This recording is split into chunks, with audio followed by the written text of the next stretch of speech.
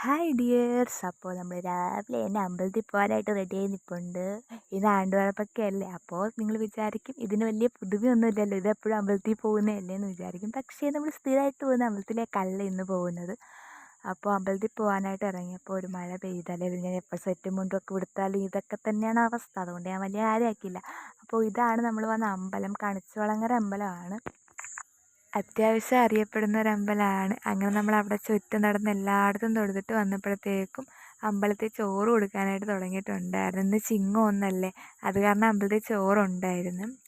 അപ്പോൾ ഇതാണ് എൻ്റെ അനിയൻ, ഞാൻ പറഞ്ഞിട്ടുണ്ടല്ലോ. അപ്പോൾ ഞങ്ങൾ ചോറ് കഴിക്കാനായിട്ട് ക്യൂ നിൽക്കുകയാണ്. വീട്ടിൽ നിന്നാണെങ്കിൽ ഒന്നും കഴിക്കാതെയാണ് വന്നത്, നല്ല വിശപ്പുണ്ടായിരുന്നു.